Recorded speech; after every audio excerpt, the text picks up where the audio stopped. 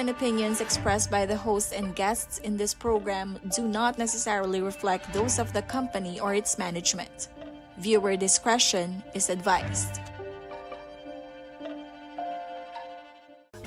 Gaano ba kalagang PhilHealth? Ano-ano po ba yung mga benepisyo natin para sa mga senior citizens at yung mga persons with disability at kahit yung buong pamilya po nila? As PWD or senior citizen discount, yun ang unang ibabawas. And then isusunod na ibabawas naman yung PhilHealth amount na kino-cover natin doon sa case na minamanage.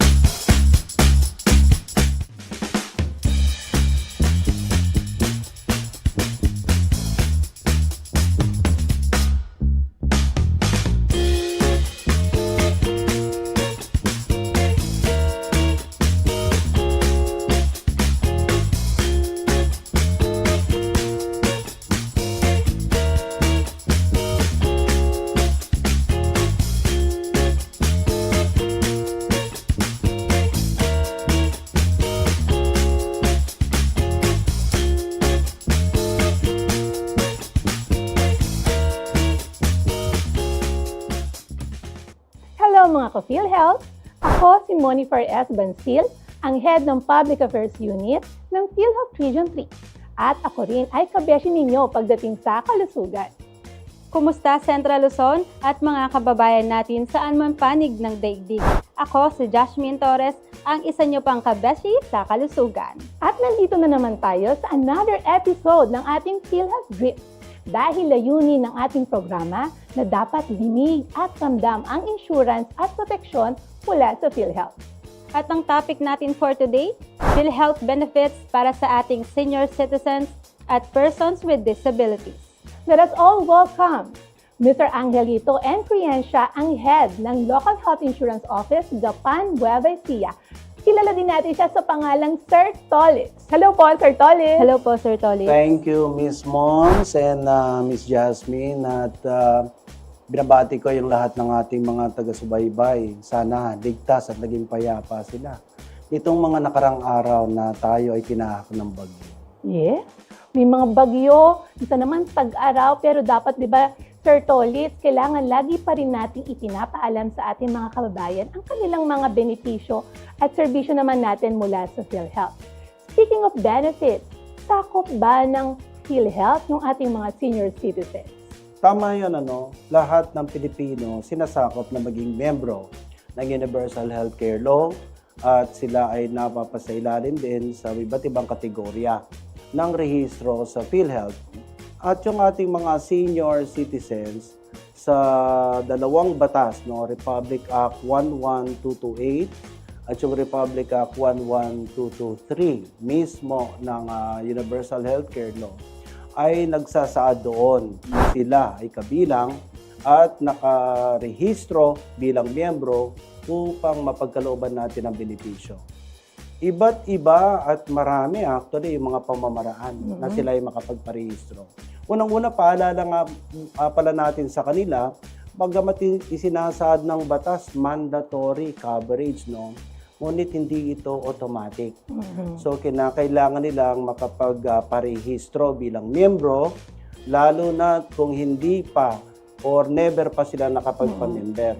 Or kung member naman na sila, at sa panahon ito ay senior citizen na, kailangan maanyendahan yung kategorya ng rehistro nila mula dun sa dating kategorya papuntang senior citizen. Unang-una, maaari nilang pagsadyain ang alinmang ating mga different local offices ng PhilHealth all over the region, all over the country, walk-in dun sa ating mga front desk counters, maaaring ipaglingkod natin yung pagre-rehistro sa kanila. At napakasimple ng requirements actually, Yung ID nila bilang senior citizen lamang ang kailangan nilang dalhin upang sa ganun may isagawa natin yung pagre-rehistro. So unang-una yun, napakarami nating local health insurance offices all over the region, all over the country, And pangalawa, yung tinatawag nating LGU assisted. Ibig sabihin, yung mga PDAO units ng ating mga munisipyo o yung Persons with Disability Affairs Unit. maaari silang gabayan. Maaaring magsilbing registration sa mga PIDAW sa iba't ibang mga munisipyo upang doon sila makapagrehistro. Ikatlo, meron tayong tinatawag na PhilHealth on Wheels Yeah. o yung mobile registration services natin sa mga munisipyo. At ito ay sinasagawa natin upon their request. Nagsasadya tayo sa mga events, programs na inoorganisa ng munisipyo, ng PIDAW, ng OSCA. At doon mismo, doon sa kanilang programa, doon ay sinasagawa yung pagre-rehistro, pagpiprint ng ID nila at members record, kaya't uuwi sila.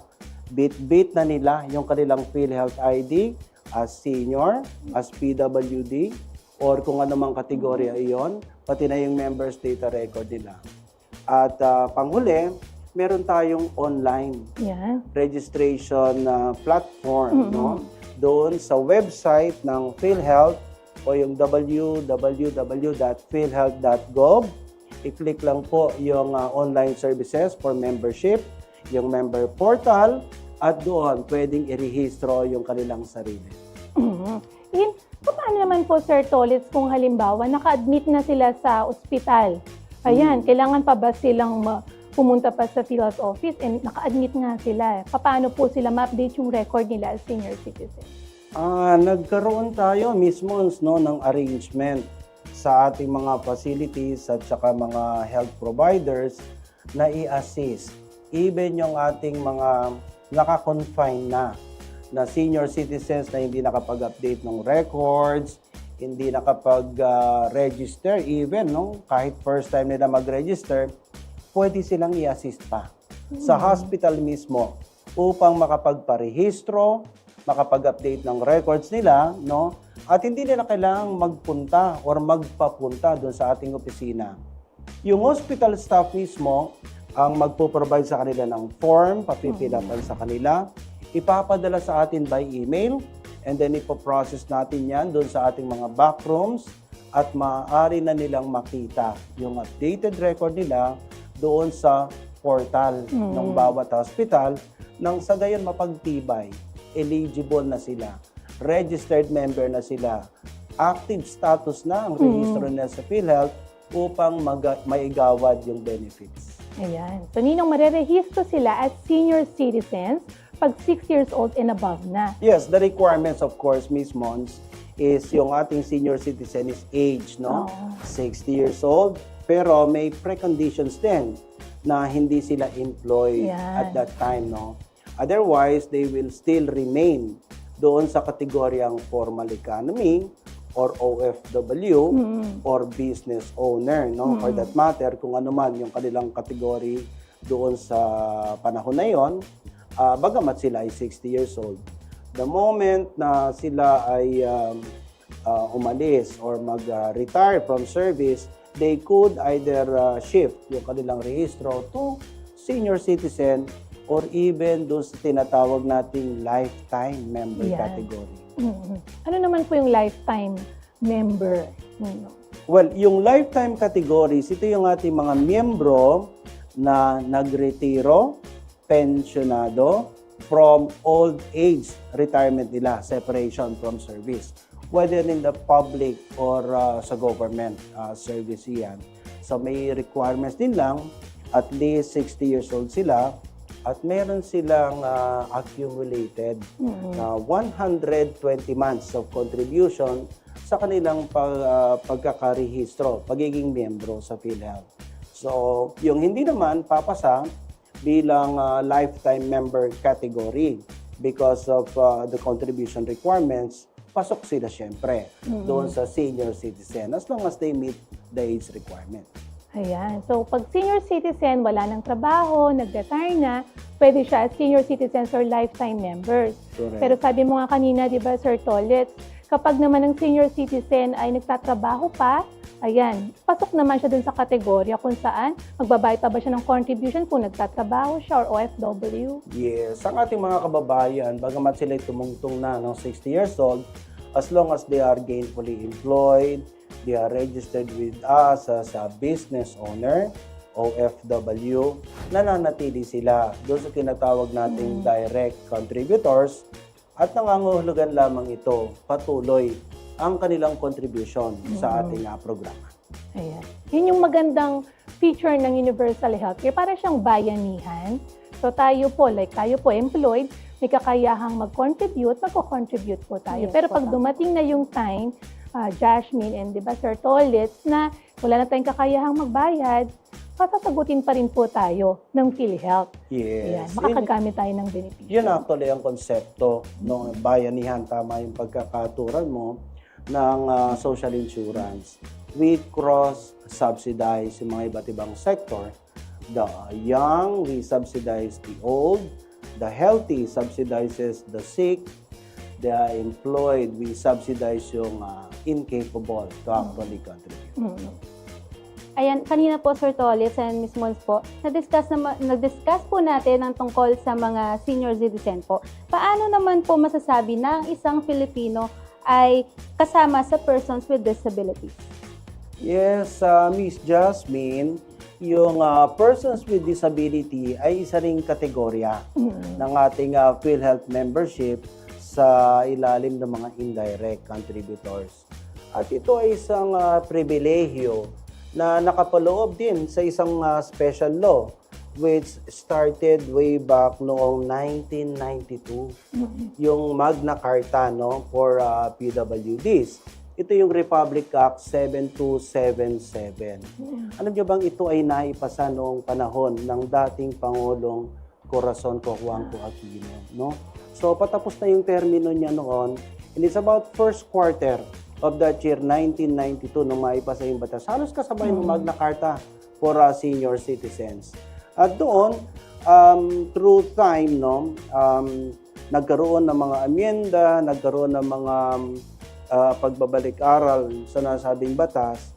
At very recently, or in the recent years, taong 2019, halos kasabay naman ng pagkakapasa ng Universal Healthcare Law, naipasa rin yung amended Magna Carta for persons with disability. At yan ay nakapaloob din ng mandatory coverage to PhilHealth ng ating mga persons with disability. At marami din yung pamamaraan na makapagparehistro sila bilang miyembro sa ating programa. Ganoon din, parang yung mga nabanggit natin for senior citizens kanina, bukas ang ating mga tanggapan mula Lunes hanggang Biyernes, alas 8 hanggang alas 5 ng hapon, doon sa mga nagsasadya, individually nag-walk-in doon sa ating mga tanggapan. At dala lamang sana nila yung kanilang PWD card para maisaayos at maisagawa natin yung pagpuproseso ng rehistro nila sa PhilHealth, kategoryang PWD. At bukas din sa kanila yung tinatawag nating PhilHealth on Wheels, no? Yan. Yung registration, mobile registration service na ipinagkakaloob ng ating mga local health insurance offices sa paanyaya ng ating mga PDAW, katulad din ng OSCA kanina na nabanggit, anytime na meron silang mga pagtitipon, meron silang mga programa, no? In particular, itong katatapos na buwan ng July, it was the observance ng ating National Disability Rights Week, no?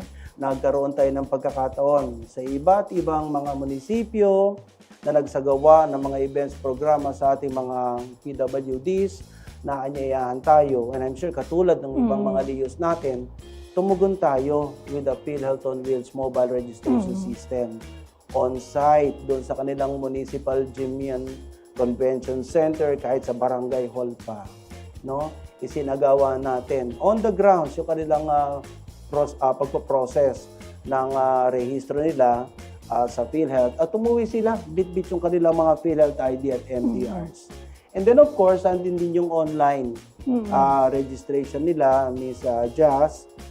They can just access yung ating PhilHealth website, do the registration, self-assisted, i-upload nila doon yung application form na napilapan nila at yung kanilang mga supporting documents. And then, of course, yung panghuli nga, nandun din yung ating PHILinks assistance sa ating mga hospital mismo na kung magkakataon, hindi sila nakapag-rehistro, hindi nakapag-update, ay doon mismo sa ospital at the time of availment nila, no, point of service, mag-fill out ng form, yung ospital ang magpapadala sa atin online by email, we will process it sa backroom ng ating mga opisina, and they can just open the portal ng hospital to view and validate na nakarehistro na sila at makagamit ng benefits. And hopefully, madagdagan pa, no, para continuous yung maging assistance natin for the convenience ng ating mga PW. Opo. Parang hindi na po nila kailangan pumunta sa mga PhilHealth offices. Dahil sa mga hospitals na po mismo, maaari na pong i-check yung membership po ng PWD po na member natin. Tama po, Yes, sir? lalo na pagka yung time of availment, no? Nandun sila sa ospital, hindi kailangan magbitbit ng copy ng member's data record. It's an online verification ang isinasagawa ng ospital through a system that we call the portal. And lahat ng ospital may portal. Down to the health centers may portal. Yeah. Para kahit anong service ang i-avail ng ating mga PWDs, ng ating mga senior, hindi nila kailangan bitbitin yung katibayan ng rehistro nila o yung MDR, no? All over the country yan. And it started way back April 1 of 2014, yung requirement natin na may portal. Lahat ng ating mga partner facilities na nagpo-provide ng services. So, Sir Tolit, napakadali na palang magrehistro sa PhilHealth kahit senior citizen ka or isa kang person with disability. That is So, correct. Sir Tolit, ganito, meron pa kaming isang dapat abangan dito. Yung, narinig mo na ba yung PhilHealth Lusog Diaries? Hindi pa. Ayan. Ayan. At mamaya, titingnan natin, no, ano ba yung malalaman natin pagdating naman sa totoong pangyayari ng mga kababayan natin na senior citizens at person with disability. Diba, Sheen? Ano ba nga abangan natin? Yes, tama po. At kasama po natin sa PhilHealth Lusog Diaries po, si Ma'am Ann po and Ma'am Angela po. Abangan natin ng iba pang impormasyon sa pagrehistro at paggamit ng mga benepisyo dahil nais natin dinig at ramdam ang insurance at protection dito sa programang PhilHealth Brief!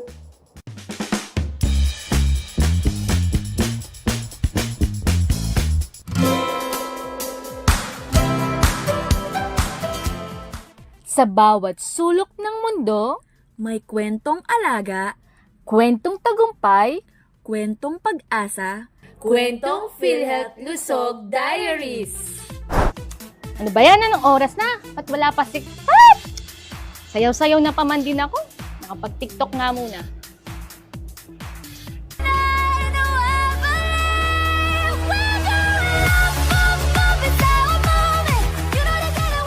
Ah, ito na si Kat. Kat! Yes, partner Ann! Partner Kat, nasan ka? Nasa office ako today, partner Ann. Pasensya ka na dahil meron akong ginagawa ngayon eh. Kaya pala ang tagal-tagal mo, hinihintay man din kita. O sige, Huwag sino? kang mag-alala, partner Ann. Meron akong pinadala dyan na kabeshi natin. Ah, o sige. So meron ka naman palang pinadalang kabeshi natin na makakasama natin dito sa Lusog Diaries, ha? Yes. Nakikilala niyo na po ba siya? Siya po si partner ang bagong kasama natin sa PhilHealth Lusog Diaries. Okay, partner Kat, aabangan ko siya. Baka parating na siya ngayon. Thank you, partner Kat! Bye-bye! Bye-bye! Partner Ann!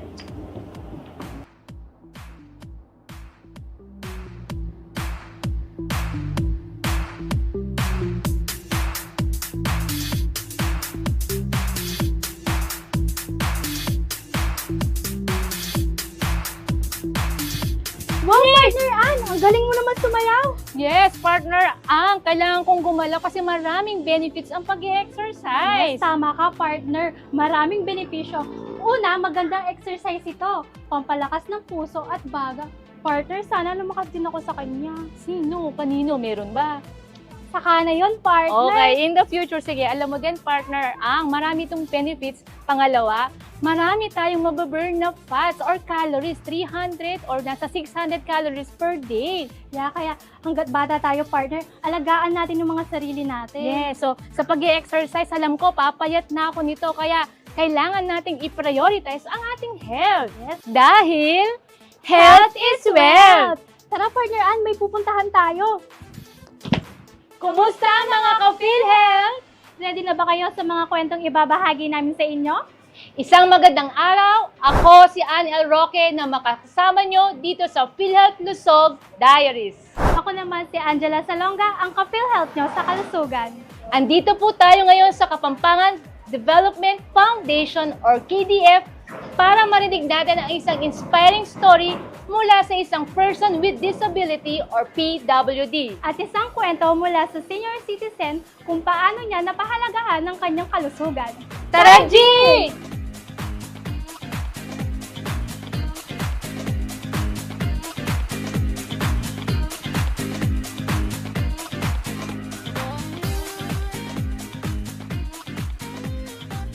Hello po, ma'am. Kamusta po kayo? Okay naman po. Ma'am, maaari ko pong malaman kung ano po yung pangalan po ninyo. Ako pala si Faye Hanse. Hello po, Ma'am Faith. Tagasan po si Ma'am Faith. Actually, hindi naman ako Kapampangan, pero almost 29 years na ako dito sa Wow. Pampanga. So, hindi po ba kayo marunong magkapampangan po? Naintindihan ko po, pero nahiya lang ako magsalita ng Kapampangan. Malago kayo. Thank you po. Ayun po, Ma'am. Ano po yung mga pinagkakaabalahan niyo po? Sa ngayon po, kasama ko yung asawa ko, dalawa lang kami sa bahay. Nagtatanim, nag-aalaga ng mga hayop, ganun lang. Ma'am, ito yung itatanong ko po ito, no? Maraming mga taong ayaw yung tanong na ito, pero tatanong ko na po sa inyo. Sige po. Ilang taon na po kayo? Ako pala, 69 years old na, itong year na to. Kailan po kayo nag-69? Anong June lang itong year. Belated happy birthday, ma'am. Thank you. Happy birthday po kay ma'am. Salamat. Ayun po, ma'am. Ano po yung sekreto niyo po sa young looking po ninyo and healthy body po? Ano lang, bakain ng gulay, isda, tsaka prutas. Tsaka konting exercise lang din. Wow, tamang-tama. Ma'am, kanina kasi nag-exercise kami ng partner ko, no? Ilang minuto pa lang hinihingal na po kami. Ayan, tamang-tama po yan, ma'am. And itanong ko po, ma'am, ano pong ginagawa niyo po dito sa Kapampangan Development Foundation or mas kilala po bilang KDF? May nag-refer sa akin na meron daw dito na libreng paggamutan. So, tinignan lang yung eye namin. So, ano po yung naging ano po ninyo? Nung nalaman namin na may sinabi ng doktor na si Dr. Soriano, mayroon daw kami katarata. Okay naman, nireschedule niya kami for operating. So, ano po yung naging experience? Okay naman po, maganda at saka success. Wala naman kami naramdaman na. So, kamusta po ngayon yung mata po ninyo? Actually, maganda. Kaso lang, inano ko lang to dahil nga sa salamin. Ayoko lang maarawan or maano ng mga ilaw na. Ayan, ma'am, no? Dahil success po yung operation nyo. Tanong ko lang po, may binayaran po ba kayo? Wala pong bayad. Libre po lahat dahil sa PhilHealth.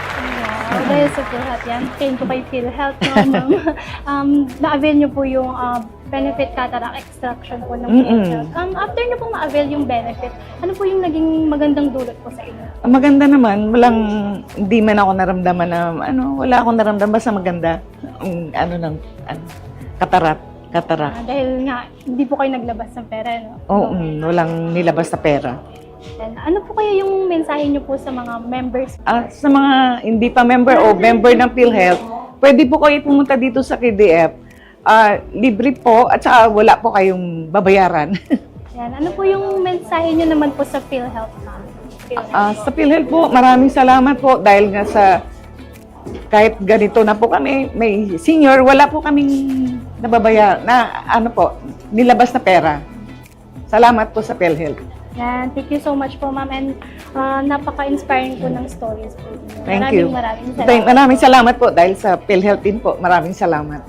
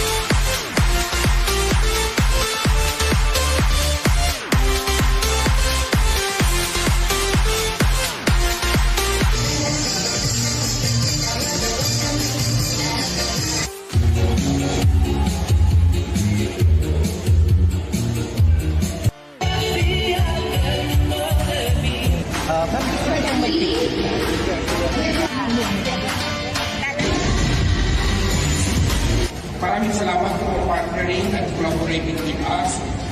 Espesyal po ang mga senior citizens sa PhilHealth. Ay, ayaw niya ma-hospital. Ikaw din? Ikaw po? Ayaw mo makasakit.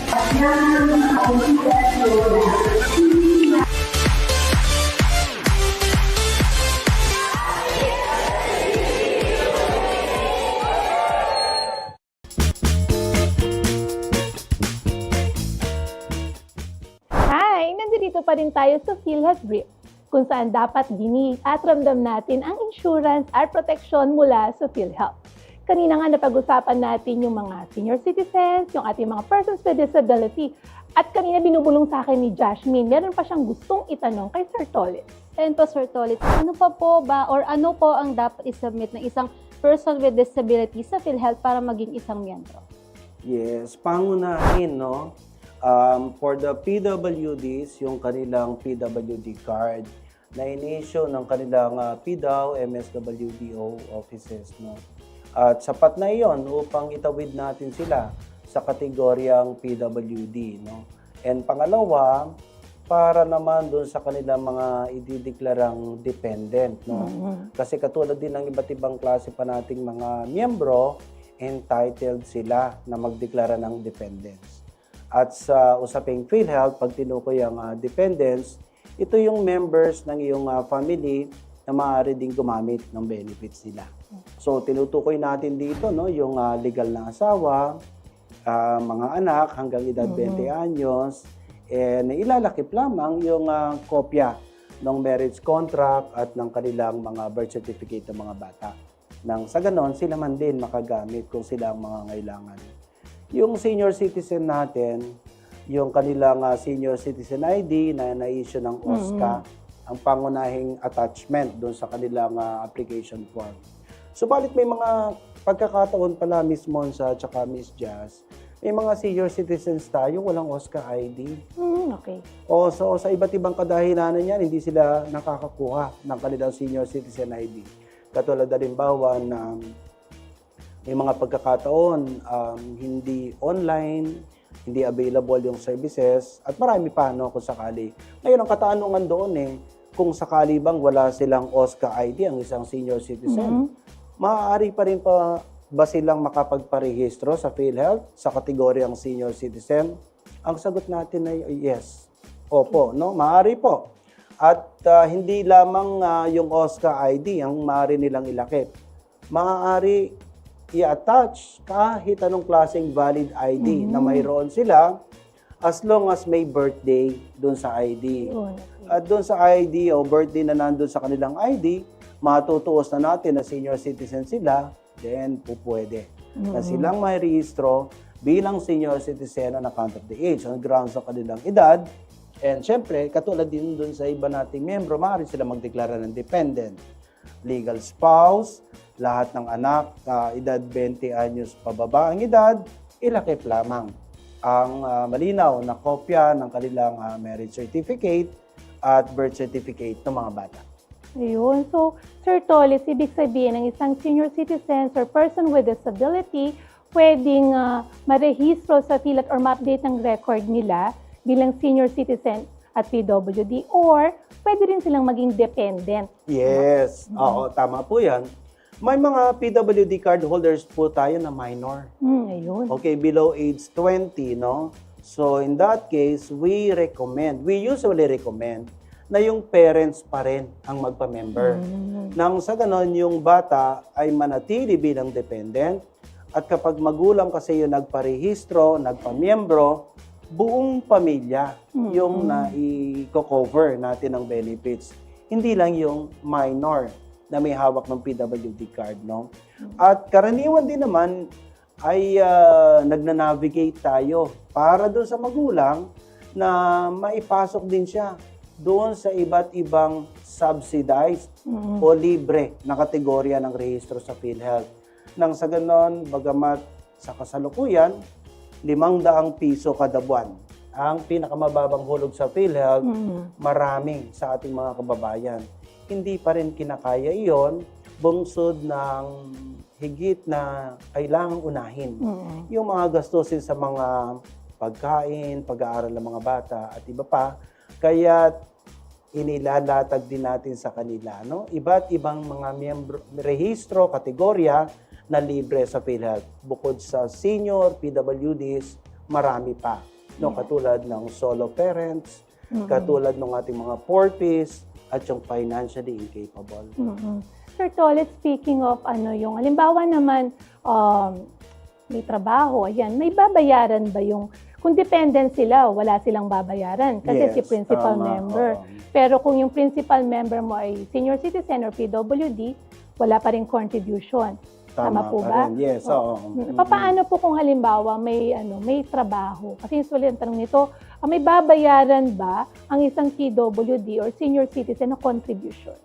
Well, sa ngayon, ang ating mga miyembro sa kategoryang senior citizens o ating mga kababayan na senior citizen at persons with disability na nasa formal employment pa rin ay nananatiling contributing members. Yung may trabaho. Yes, formally employed o kaya ay business owner ang rehistro sa atin o kaya ay OFW at patuloy ang kanilang contribution until such time that they get separated from employment or umuwi na ng ating bansa, hindi na OFW, hindi na nagtatrabaho, and then saka natin ay ginagawat yung kategoryang senior citizen or PWD. At wala silang babayarang contribution. Wala na, tigil na yung hulog, pero patuloy at pantay ang benepisyo nila sa mga pinagbabayad at naguhulog nating miyembro. And po, Sir Tolitz, nabanggit niyo po yung mga declared dependents po na maaaring i-declare po ng isang principal member na senior citizen or PWD. What if naman po nag-asawa po ulit? Yung example po, yung lolo ko po, nag-video po siya, and mag-aasawa po siya ulit. Maaaring niya po bang i-declare as dependent po? Oo, Miss Jazz, no? Mayroon tayong service na natawag na bukod sa registration, yung amendment and updating of records, no? Mahalaga 'yon, ano? Kasi kinakailangan din from time to time na check ng ating mga miyembro kung yung personal information nila sa records nila sa atin ay ayon, no, doon sa kasalukuyang status nila. For example, sa ating mga miyembro na nagparehistro noong sila ay single pa. And then darating yung panahon, mag-aasawa sila. So kakailanganin ma-update yon from single to married ang status nila. And also vice versa pala, no? Pwede rin from married to single. Nangyayari yon, no? Ang change of civil status. Lilipat ka ng tirahan, so change of address. Maraming mga pagkakataon doon sa ating rehistro, may mga nagkakamali sa mga detalye. Kay spelling. Spelling ng pangalan, detalye sa birthplace, no? So yan, ina-update, ina-amyenda. So in that case, nung aking lolo, ng iyong lolo na nakapag-asawa uli on the assumption ko yan na nabiyudo yan at nag-asawa uli, yes, mag-a-update siya ng record para sa declaration of dependent, yung bagong lola mo. I-declare niya ngayon sa dependent niya at yung mga magiging anak nila, no? Ay magiging subject din ng updating of records ng lolo mo pag nagkaroon na siya ng baby ng kanilang bagong lola mo para sa additional dependent. And ganun din yung requirement, magpi-fill up ng application form, aka amendment form na rin yon, yung ating PhilHealth Membership Registration Form, PMRF, at ilakip yung kanyang ID na siyang nagpa-file ng application for amendment at yung kaukulang supporting documents, no? Idiniklara yung bagong asawa bilang additional dependent, ilalakip yung marriage certificate nila. At eventually, kung magkakaroon ng mga anak, additional dependent na mga anak, ay yung birth certificate din ng membro natin. Ayan. In any of the service platforms na nabanggit natin kanina, walk-in sa ating mga opisina, online, assisted ng hospital through feelings, lalo na sa mga newborn baby, yes. no? Yung newborn baby, talagang wala yan sa members record. Pero malaking katanungan niyon. Kung wala sa members data record, paano nakakapag-avail yung mga newborn baby, no, ng ating member ng benefits ng PhilHealth? Doon pumapasok yung ating feelings o registration of amendment services sa mga ospital. Yung newborn baby, ma'am, kahit hindi pa siya nakarehistro sa ating local civil registry, maaari nang iyon ang isumite. As long as na-fill up na siya, nakapagpirma na yung informant, whether the tatay or the nanay yan, at yung kinatawan ng ospital at saka ng doktor, nakapagpirma na doon sa birth certificate or certificate of live birth, uubrang yun na ang ilakip para maidagdag na natin yung newborn, yung bata, sa records ng ating miyembro at makagamit ng benefits yung bata. Most commonly doon sa newborn screening, no? Kakapanganak pa lang, di ba? Exactly, oo, sa newborn screening at sa mga pagkakataong may added medical service needs yung newborn baby, mag-incubator, mahalaga, ma-i-update, maidagdag kaagad sila doon sa records at isa yung feelings, no? Doon sa mabilisan at epektibo na ma-i-update kaagad yung members record para makagamit yung ating mga dependents. And speaking of, di ba, narehistro na sila o na-update yung record, gaano ba kalagang PhilHealth? Ano-ano po ba yung mga benepisyo natin para sa mga senior citizens, ating mga persons with disability at kahit yung buong pamilya po nila? Well, Miss Mons at Miss Jazz, no, mula taong 1995, no, na naisa batas ang PhilHealth, tuloy-tuloy yan, no, ng ang pangapag-aaral, pagsusuri, no, na may adjust, makatugon ang ating mga benefit packages ayon sa pangangailangan ng ating mga miyembro. At nitong nakaraang taon, nitong huli lamang, no, labis-labis, no, napakalaki nung naging adjustment natin in terms of the amount, no, na inilalaan natin para sa ating mga miyembro. At ito ay binubuo ng more or less mga 5 na cluster o iba't ibang klase ng benefit packages para sa ating mga miyembro. Pinaka popular o pinakakilala ng ating mga miyembro yung tinatawag nating inpatient benefits, no? Ito yung na-confine ng pasyente, and then at the end of the confinement, meron siyang bill, at doon sa kanyang bill, nandun yung halaga ng kanyang babayaran, nakasaad na rin doon, nakatala na rin doon, magkano yung halagang ididiskwento na sagot o karga ng PhilHealth, at yung balanseng natitira becomes the final bill. Yun na lamang ang sagot ng ating miyembro. We call it inpatient, na confine yung pasyente. Bukod sa ating mga napag-usapan po, excited din po ako sa ating mga ka-PhilHealth Lusog Diaries. At abangan natin ang iba pang mga impormasyon ukol sa pagrehistro at paggamit ng mga benepisyo dahil nais nating dinig at ramdam ang insurance at protection dito sa programang PhilHealth Drips!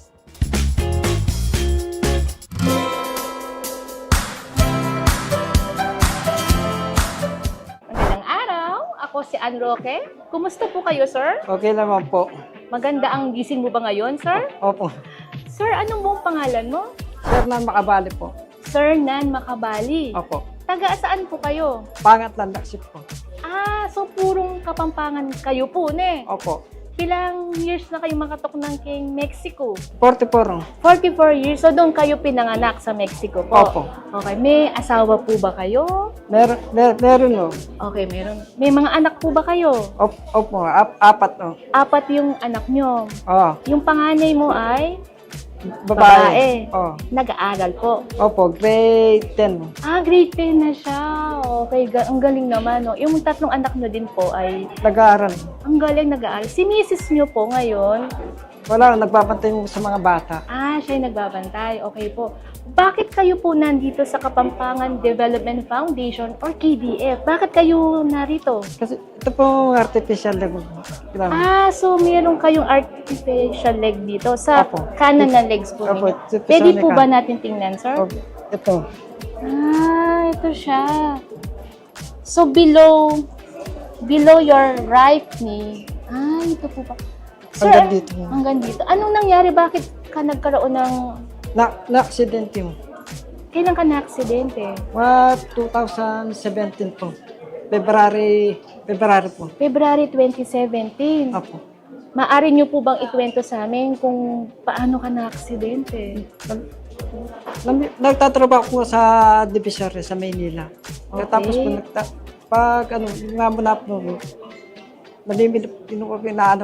namimili po kami ng kabutikaw. Namimili kayo ng kamoting kahoy. Sa Batangas. Tapos, pahinanti ka ng isang... Opo, penalty po. Tapos, ngayon, paano ka... Nabunggo ba kayo or what? Nag-overtake po yung driver ko eh. Yung driver mo nag-overtake sa daan. Oo. Ngayon, nabangga nyo, Nabangga. Para pong 10-wheeler po yung truck na 10-wheeler. 10-wheeler truck. Opo, nabangga na. Yung driver mo, okay naman siya after nun. Wala lang pong ganos. Wala siyang ganong. Pero ikaw, Ito, napuruan. pahinanti ka, ibig sabihin, nasa likod ka ba ng truck ba? Sa harap po. Nasa harap kayong pareho. Oh. Pero ikaw yung nadali. Ngayon, nung na-aksidente ka, saan ka itinakbong ospital? Sa Batangas. Ah, kasi nasa Batangas kayo. Oh. After no, tama naputol yung paa mo. Dito sa JBL naputo. Umakyat na po yung infection. Ah, bali sa Batangas ka na aksidente, so tinakbo ka doon, and then after nun, nilipat ka dito sa Pampanga. Oo, sa JBL. Sa JBL. Oh. So pinutol doon yung paa mo. Oh. Tama po. Tapos Opo. ngayon, syempre, after mo naputulan ng paa, hindi ka makakalakad ng maayos. Hindi. Paano ka nagkaroon ng artificial? Like, may nagsabi ba sa'yo kung saan mo siya pwedeng Yung kuya ko sa nasa Guagua. Pinunta po namin kasi alam niya po na meron po sa Bacolor.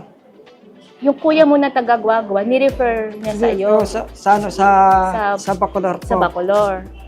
Tapos po, nung pumunta po kami ng Bacolor, wala naman po ito. Tinuro po rito. Dito sa KDF San Opo, Fernando. sa KDF. Oo, kasi dito talaga ginagawa. So, nagkaroon ka ng prosthesis, no? Oh. So, na-avail mo yung PhilHealth benefits natin.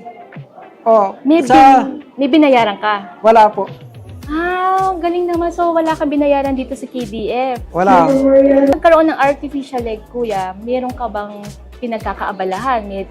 Meron ka bang trabaho? May pinagkakakitaan ka? Sa ngayon, meron po. Nagbabantay po ako ng resort. Para po caretaker. Ah, caretaker ka na isang resort sa Mexico. Opo. So, kahit na naka-artificial leg ka, kinuha ka pa rin bilang caretaker. Opo.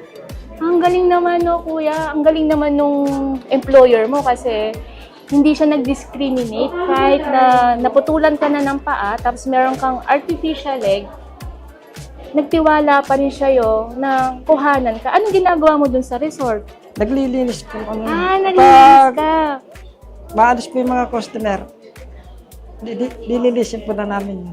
Ang galing. So, ikaw nag-aalaga ng resort na. Ikaw yung nagre-ready kapag mayroong pupunta doon na mag-staycation, parang gano'n, no? Ang galing. Ano masasabi mo doon sa employer mo? Sir, maraming salamat po. Nanggap niyo po sa Villa Clinton Resort. Oo nga, sir. Thank you sa inyo kasi kahit na putol yung paa niya at naka-artificial leg, binigyan niyo pa rin po siya ng trabaho kasi nagkaroon ka pa rin ng kita para suportan yung pamilya mo, no? Yung asawa mo ba ay nagtatrabaho? Sa ngayon, hindi pa po sa mga apagtrabaho. Bakit? Na-stroke po siya. Ah, na-stroke din si Mrs. Oo. So, nasa bahay siya nagpapagaling, no? Opo. Ang galing. Yung kita mo naman dun sa resort ay kaya niyang i-sustento yung pangangailangan niyo. Minsan, kinakapos eh. Ah, ganun ba? Naiyak naman ako sa'yo. Kasi si wife mo pala, stroke victim siya, tapos ikaw, meron ka namang work pero hindi sumasakto yung pangangailangan nyo, no? Pero may mga kamag-anak kayo nang tumutulong sa Minsan po inyo. yung mga kapatid ko, binibigyan po kami. Ang galing naman, nagtutulungan kayo magkakapatid. No? Tinutulungan po nila ako. Kuya, anong message mo naman sa PhilHealth? Sa PPL po, maraming salamat po, nagkaroon na po ng artificial leg. Sa KDF naman, kuya. Sa KDF po, maraming salamat po, nagkaroon po dito na ng artificial leg. Lalo po Ma'am Gina. Si Ma'am Gina yung nag-assist sa'yo, kuya. Okay, maraming salamat. Kuya, anong naman ang message mo sa mga kapwa members natin? Sa kapwa members ko, wala mo pag-asa. Abang may buhay, may pag-asa. Ayun. Maraming salamat, Kuya Fernan. Ayan. Pinaunlakan mo kami na i-share mo ang iyong buhay, ang inspiring stories mo sa ating mga viewers. Naway, marami po kayong napulot sa kwento ni Kuya Fernan. Maraming salamat. In behalf po sa Kapampangan Development Foundation, maraming salamat po sa tulong ng PhilHealth. Dahil sa PhilHealth, ang ating institusyon o Kapampangan Development Foundation ay zero balance billing. Pagdating po sa mga services na number 1 o tayo yung unang accredited ng consulta provider o ngayon ay tinatawag na YAKAP. Pwede po kayong magpa-consulta dito. Lahat ng members, mapa-senior man yan o kahit mga bata, dependent po nila. So, libre po yung check-up. Meron po tayong doktor na tumitingin dito na pwede nyong ma-address or masabi yung mga concern nyo. Pagdating naman sa eye center, libre po yung operasyon. Pwede pong magpa-opera ng walang bayad, zero balance billing, katarata, pugita, glaucoma, at other minor services. Pagdating naman po sa ating mga cleft lip and cleft palate, yung mga bingot po at ngongo, libre din po ang operasyon. Meron po tayong satellite na kung saan tayo nakakapag-opera. Doon po yung Dr. Jesus A. Datu Medical Center na located sa San Vicente, Bacolor, Pampanga. At the same time, nandun po din po yung ating ENT o yung ear, nose, and throat checkup. Libre din po yun. Yun nga lang po, tuwing Martes at Biyernes lang po ang check-up. Pagdating naman po sa ating mga artificial leg, yung mga amputee, libre din po yon Monday, Wednesday, and Friday. Lahat po ng services ng Kapampangan Development Foundation ay under po sa PhilHealth. Kaya tara na, punta na at magpa-check up ng libre. Ako po si Miss Ryan Nikki Intaldeang, nurse. Under ko po is yung Department ng Optical Clinic and Laboratory at the same time, Head Department ng ENT. Ang bawat kulabot ay kwento at ang bawat puting buhok ay karunungan. Sila ang ating kasaysayan ng buhay. Kaya partner, ang lahat ng nararanasan natin sa buhay sa ngayon ay maaari nating ipamana o ipasa sa susunod na henerasyon. Tama ka, partner Ann. Lahat ng tao ay may natatanging lakas. Kaya, kasama na rin tayo doon, partner Ann. Yes. And wag nating iisipin na mahina tayo at hindi natin kaya. Sabi nga, the power is in our mind. I agree with you, partner Ang. Kaya maraming salamat sa Kapampangan Development Foundation or KDF sa pagtanggap po sa amin dito. So, eto na guys, nasa ending part na tayo. Salamat sa panonood and don't forget to like and share our FB page, PhilHealth Region 3 at CLTV 36. Salamat mga ka-PhilHealth! Kaya kita-kits tayo sa susunod na mga episode ng PhilHealth Lusog Diaries. See ya! Minsan, nararamdaman nating mag-isa tayong humaharap sa mga hamon ng buhay. Nilalabanan ang bawat problema at ipinagdiriwang ang mga sariling tagumpay. Kaya naman laking ginhawang malaman na may nag-aalaga sa iyo. Isang katuwang na laging handang sumuporta. Kaakibat bumangon at magbigay ng tulong sa oras ng pangangailangan. Kami ang PhilHealth, ang iyong kasangga sa pagbibigay ng dekalidad na serbisyong pangkalusugan. habang tinitiyak na ang bawat Pilipino ay may proteksyong pinansyal laban sa mga gastusing medikal. Nandito kami para sa iyong pamilya, kaibigan, at mga mahal sa buhay. Para sa buong bayan. At higit sa lahat, para sa iyo. Kami ang PhilHealth, your partner in health. Para sa bawat Pilipino.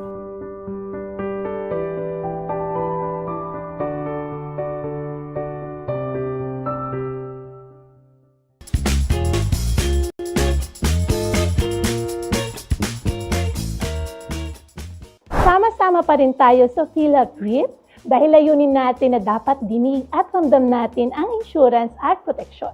Kanina tinalakay natin ang mga benepisyo para sa senior citizens at mga persons with disability. Sir Tolitz, paano naman sa mga nagtatanong kung halimbawa emergency cases? Ayan, sakop ba ng PhilHealth at paano yung gabay natin para masiguro nila na ang kanilang mga special discount ay kasama din po bago sila magbayad? Yes, no, karagdagan dyan, Miss Mons at Miss Jasmine, doon sa mga nabanggit natin kanina, mayroon tayong tinatawag ng referral package, isa, no, para doon sa ating mga pasyente na pagpasok sa ospital ay kinakailangang i-stabilize lamang at yung kanilang management na kakailanganin ay sa iba o sa mas mataas na level ng hospital, nakakagamit siya ng benefits mula sa una hanggang doon sa pagdadalhan ng ospital, no? Meron din tayong tinatawag na emergency care, no? Na hindi kakailangan yung requirements, ngunit may gamutan sa emergency room, mayroon tayong available package for that, no? And at the same time, lahat ng ating mga benefits na across all membership categories and their dependents, no, applicable. Ito nga mga nabanggit natin. Ayan. Yung special discount, senior citizen discount, PWD, paano pag-compute nun, Sir Tolitz? Okay, ganito kanina, nabanggit natin na doon sa kanilang statement of accounts o bill, no, paglalabas ang ating pasyente, dapat makita doon yung itemized billing, no? At ito ay binubuo dapat, no, nung hospital charges at saka ng professional fee ng doktor, no? At doon din dapat makikita yung halaga na i-discount sagot o karga sa PhilHealth. At yun nga po pala ay depende yung amount na yun ay didiskwento doon sa karamdaman na minamanage sa ating pasyente. Mayroon na tayong nakalaan, nakatakdang halaga kada klase ng sakit. For example, ang dengue is 19,000 and regardless ng ating membership category, kapag ang kaso na minamanage sa ating pasyente ay dengue is 19,000 pesos. And then, so iaawas yung halagang iyon, pero sa kaso ng ating mga PWD at senior citizens na nakapaloob pa yung ibang pribilehyo nila sa ilalim ng batas ng Magna Carta para sa mga sektor na nabanggit, bukod pa yung discount na makukuha nila o dapat na makita nila doon sa bill nila. At yun ang unang iaawas, no? So yung bill nila, iaawas yung PWD o senior citizen discount. Or. Kasi baka sabi nila, senior citizen ako, PWD pa ako. Dalawa ba yung ibabawas? Yes. So either, no? Ayan. Either yan. As PWD or senior citizen discount, yun ang unang ibabawas. And then isusunod na ibabawas naman yung PhilHealth amount na kino-cover natin doon sa case na minamanage. And then the balance, higit na mababa, no? Kasi dalawa. Ang importante lamang ay makita na yung bill o yung gross amount ng bill, iaawas yung corresponding senior citizen or PWD discount, iaawas yung PhilHealth coverage, and then yung balance yung matitirang dapat maunawaan na bayaran ng ating pasyente, no? Paalala na rin natin, no, sa ating mga kababayan na PWD card or senior citizen ID card holder. Ang malaking katanungan kasunod doon is paano nila matitiyak, no, na yung iniaawas na PhilHealth discount ay tama or eksakto doon sa kung magkano ang ating inilalaan. Kasi hindi naman sila pamilyar, no? Na halimbawa, yung nabanggit natin kanina, for dengue, 19,000. Paano nila matitiyak na yung 19,000 o 15,000 or kung magkano man yung diniskwento ay tama, no? Sa pagkakataong iyon, para magkaroon lang sila ng peace of mind, na tama yung nai-avail nilang discount sa mga hospital o sa ating mga accredited partner facilities, unang-una, maaari nilang lapitan yung ating mga kapwa-empleyado ng PhilHealth na nakatalaga sa iba't ibang hospital na ang tawag natin sa kanila P-Cares. P-Cares. No? Yes, the P-Cares, no? Ayun po, tama po na Sir Torres. Pero in regards naman po sa mga nangangailangan po ng below the knee amputation, sa mga kailangan po ng orthopedic implants or prosthesis po, may mga PhilHealth benefits po ba para sa mga cases po na ganito po? Oo, Miss Mons at saka Miss Jasmine, particular yung karamdamang karaniwan, no? Sa ating mga senior citizens, sa ating mga PWD, mayroon PhilHealth benefit packages tayo, no? Very, very common, lalo na sa ating mga elderlies, yung case of catarata sa mata, no? So, for cataract, ang PhilHealth, nag-adjust ng ating benefit package, no? From last year to this year, nag-adjust yan from 16,000 na dating rate to around 20,200 pesos, I think, yeah. Kung hindi ako nagkakamali, 20,200 pesos, no? From 16,000 yan per eye, starting this year, 2025, no? And for both eyes, no, ma-avail yung benefits na yan. So, tig to 20,000 sa ngayon, at tinanggal na rin natin yung tinatawag nating single period of confinement, meaning wala nang requirement na gaps o waiting period bago mo mapa-operahan yung ikalawa. Pero at least 24 hours, no? Ito naman ay para doon sa pag-aanda, doon sa may katawan, yung ating pasyente. At least 24 hours, pwede na i-avail yung benefits at ma-operahan yung ikalawa, no? And for certain catastrophic cases like coronary artery bypass graft o yung tinatawag nating heart bypass, no? Nasa around 660,000 up to 960,000, no? Yung ating coverage for heart bypass, no? So, marami yan, including yung prosthesis, no? O yung paglalagay ng artificial limbs dun sa ating mga amputees, no? From 15,000 of last year, in-adjust yan ng napakalaki na 100%. Yes. It's now 30,000 per leg ang coverage natin for prosthesis. And including yung mga ortho, no? Cases, Miss Mons, Miss Jas, no? Kina-cover yan ng ating programs, no? And maaari nilang yan ma-verify, ma-research. So, nanguna nga, pag nandun sila sa hospital, lapitan yung ating mga P-Cares, no? Itanong, magkano po ang coverage? Pagka ganitong kaso, magkano ganitong surgical procedure, maipaglilingkod po ng ating mga P-Cares. Or better yet, no? Ang ating recommendation, i-download nila yung isang app, no? It's a case rate app ng PhilHealth through I think it's Google Play, no? It's a search platform for case rate. Ma-encode lang nila doon kung ano yung lalabas na yung description at makikita nila yung latest amount for that cases. Marami yan, ma'am, for ortho cases, no, na very, very common sa ating mga elderlies. Opo, ito, Sir Tolis, binabrowse ko yung website natin na www.philhealth.gov.ph.